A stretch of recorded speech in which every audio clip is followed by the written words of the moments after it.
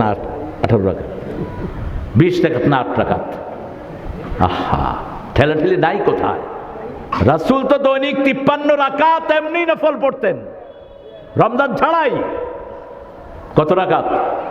53 রাকাত। হিসাব নিয়ে যাবেন আজকে। আপনার এই কয় রাকাত পড়তে এত কষ্ট কেন? রমজানে 1 রাকাত পড়লে কয় রাকাতের সওয়াব বলেন তো? বলেন কত? 70 রাকাত। আরে আল্লাহর ওলি 700 গুণ বেশি। কয়শো? 1 রাকাত পড়লে 700 রাকাতের সওয়াব কম করে। এরপরে আল্লাহ বলছেন ইউদাইফু লাহু লিমান ইয়াশা আল্লাহু ওয়াসিউন আলিম। যার জন্য খুশি আরো বাড়িয়ে দেন। আল্লাহর চেয়ে প্রশস্ত, আল্লাহর চেয়ে জ্ঞানী আর কেউ? সেই রমজানকে আপনি মিস করবেন। এক রমজান যে পেল, সারা দুনিয়ার সব সওয়াবের কাফারা হয়ে গেল। আর রোজার এক রোজাতে যে ইচ্ছা করে রোজা ক্যান্সেল করবে, রাসূল বললেন কিয়ামত পর্যন্ত রোজা রাখলেও ওই রোজাতে সে যেটা হারিয়েছে ওটা আর পাওয়ার কোনো সম্ভাবনা।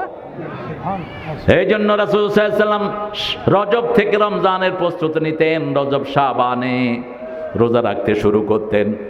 রজবেও রোজা রাখতেন, শাবানে 30 রোজায় রাখতেন, 30 দিন রোজা রাখতেন।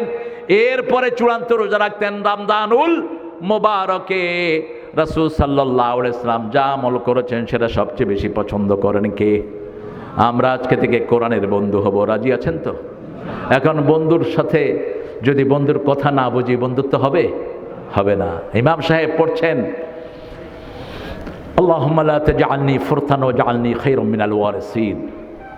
ইমাম সাহেব দোয়ায় বলছেন আল্লাহ আমারে অনেকগুলো সন্তান দেন, আমারে সন্তান হারা করেন না। কামালউদ্দিন জাফরি হাফিজাহুল্লাহ, আমার উস্তাদ, লক্ষ আলেমের উস্তাদ আল্লামা কামালউদ্দিন জাফরি, তিনি মক্কায় 999 পেয়ে ফার্স্ট হয়েছেন। তিনি সেখানে বসা।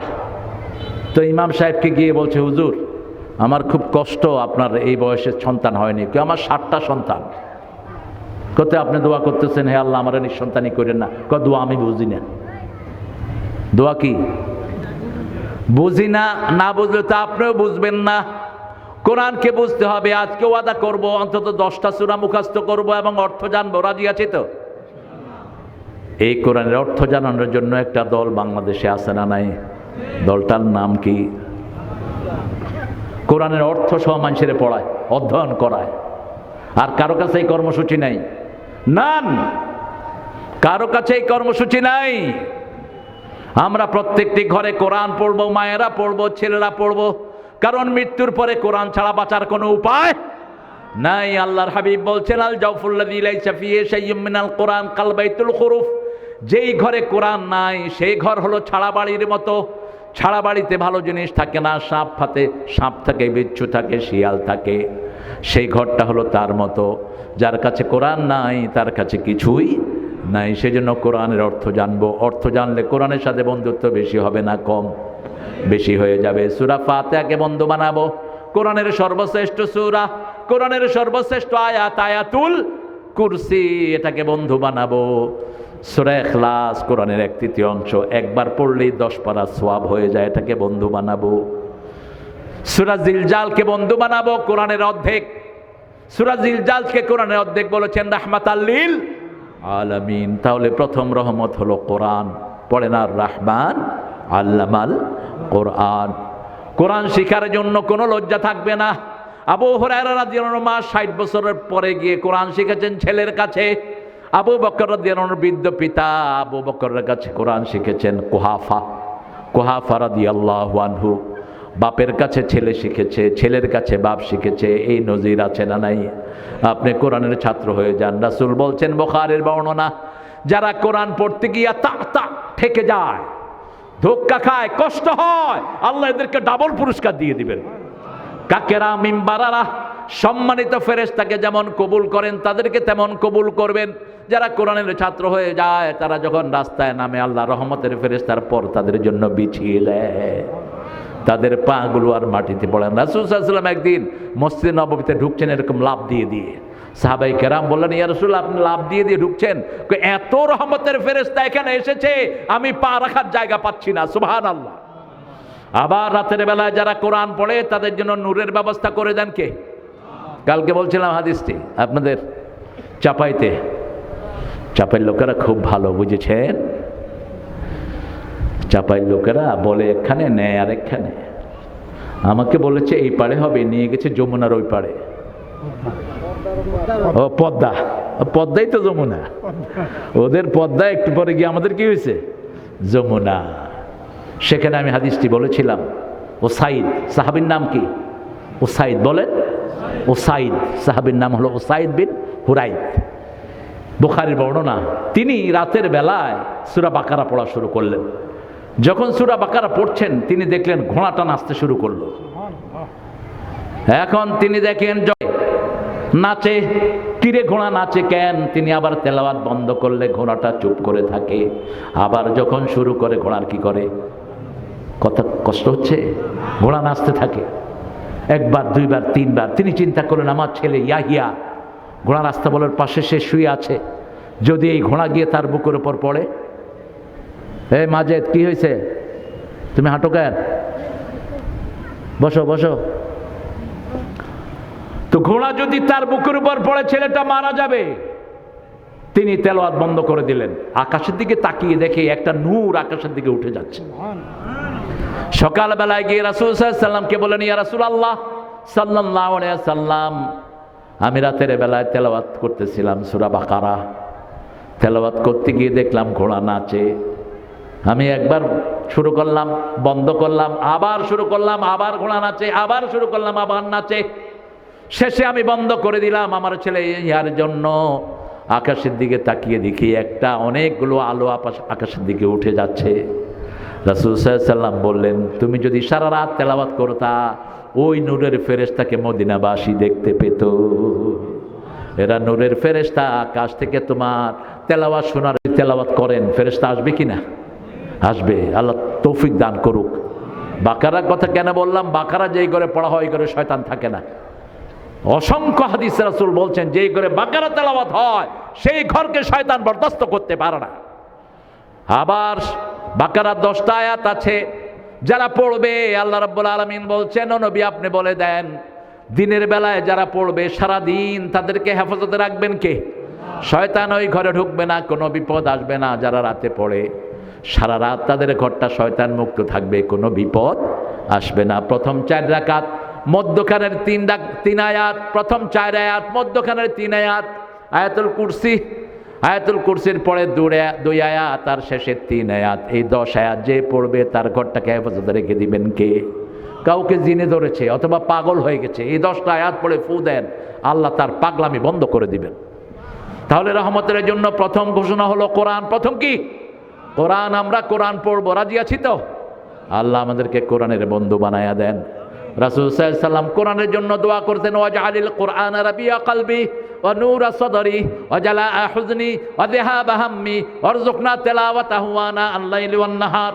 হে আল্লাহ, কোরআনকে আমার সিনার নূর বানায়া দেন, আমার বেদনা ভুলার বাহন করে দেন, আমার দুশ্চিন্তা মুক্ত হওয়ার বাহন করে দেন। আল্লাহ রাব্বুল আলামিন দিন রাত যেন কোরআন তেলাওয়াত করতে পারি সেই তৌফিক আপনি আমাকে দান করে দেন। সুবহানাল্লাহ বলবেন না? কোরআন আছে যেখানে রহমত আছে, কোরআন বেশি যেই মাসে রহমত বেশি। আপনি পড়েন না, আপনি পড়েন, দেখেন কি রহমত আপনি পান। চারিদিক থেকে আল্লাহ আপনাকে সব রকমের বরকত দিয়ে ধন্য করে দিবেন। সুবহানাল্লাহ। ফাইনাল কথা বলছি কোরআনের ব্যাপারে। সূরা বনী ইসরাঈলের 45 নম্বর আয়াত আল্লাহ বলছেন, ফাইদা ক্বরাতাল কুরআনা জাআলনা বাইনাকা ওয়া বাইনাল্লাযীনা লা ইউমিনুনা বিল আখিরাতি হিজাবাম মাসতুরা। যারা কোরআন পড়ে, যারা পড়ে না তাদের মধ্যে, আর যারা পড়ে তাদের মধ্যে আল্লাহ একটা পর্দা সৃষ্টি করে দেয়। কি সৃষ্টি করে দেয়? পর্দা সৃষ্টি করে দেয়। তাদেরকে পর্দা দিয়ে হেফাজত করে দেন কে? এটার সাথে একটা রিলেট ঘটনা আছে। যখন তাব্বাত ইয়াদা সূরা নাজিল হয়, এত তো আগুন ধরেছে, সেখানে আবার ঘি ঢালা। আল্লাহ বলছেন, আবু জাহাল আবু লাহাবের 2 হাত ধ্বংস হোক, নিপাত যাক। ইসলাম বিরোধীর 2 হাত ধ্বংস হোক, নিপাত যাক। কে বলছেন? আল্লাহ বলছেন। যখন এই আয়াত নাজিল হলো, এই সূরা নাজিল হলো, উম্মে জামিল আবু লাহাবের স্ত্রী। আবু লাহাব আর তার স্ত্রী ছিল মক্কার সেরা সেলিব্রিটি।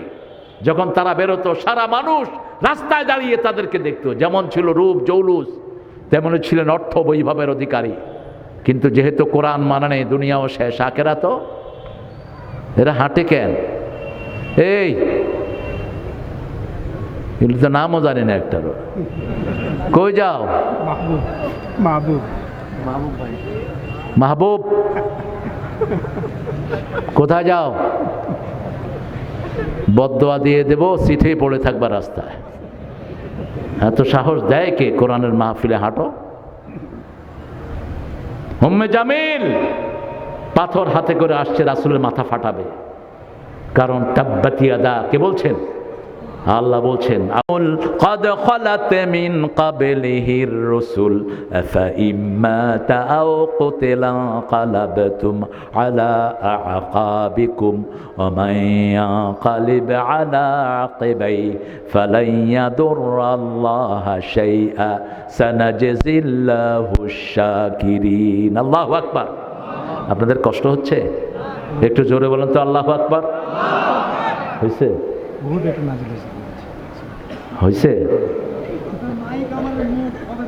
ও হবে না, আচ্ছা বলেন আল্লাহু আকবার। এই তো এখন হয়েছে, আবার আল্লাহু আকবার। দেখছেন কত জ্ঞানী মানুষ। ওই এক লোক চোখে পাওয়ার ফলা চশমা দিয়ে মাছ কিনতে গেছে। এখন দেখে যে বিশাল বিশাল মাছ। মাছ হালরে কয়, তোমার এত বড় বড় মাছ, তুমি শিং মাছ কত বেচবা? সে চিন্তা করলো ব্যাপারটা কি, আমি ছোট মাছ আনলাম, এই বড় দেখে কেন? চশমার দিকে তাকায় দেখে যে ডাবল ডাবল দেখতেছে। হ্যাঁ দাম ভালো করে হাঁকে দাম চাইছে। বাসায় গিয়ে বউকে বললো, বউ বিশাল বিশাল মাছ আনছি, সুন্দর করে রাঁধো। বউ কয় কি ব্যাপার, আজকে তো মাথাই খারাপ হয়েছে বোধহয়। এখন যখন প্লেটে দিছে তখন দেখে যে মাছ কি ছোট, চশমা নাই। তখন এত বড় মাছ আনলাম, চোখে এত ছোট দিলা কেন? কয় চশমা লাগাও, দেখবে আগের মতো বড় হয়ে গেছে। মাইকে তো আসলে আওয়াজটা বেশি টানে, তবে আল্লাহর নাম নিতেই বুক ভরে নেব, ঠিক না বা ঠিক? চপ বেটা আব্দুল মালিক, গজল তো বলছি আমি গজল বলি, প্রাসঙ্গিক হলে বলি, অপ্রাসঙ্গিক কোনো গজল আমার আপনি পাবেন না। রাসূল সাল্লাল্লাহু আলাইহি ওয়াসাল্লাম সবচেয়ে বেশি আল্লাহর জিকির করতেন, 24 ঘন্টা একজনের জিকির করতেন, তিনার নাম কি? আল্লাহ। এই জন্য আমরাও রাসূল সাল্লাল্লাহু আলাইহি ওয়াসাল্লামের অনুসরণ করব। 2 নম্বরে আল্লাহ বললেন, মা কানা মুহাম্মাদুন আবা আহাদিম মির রিজালিকুম, সূরা আহজাবের 40।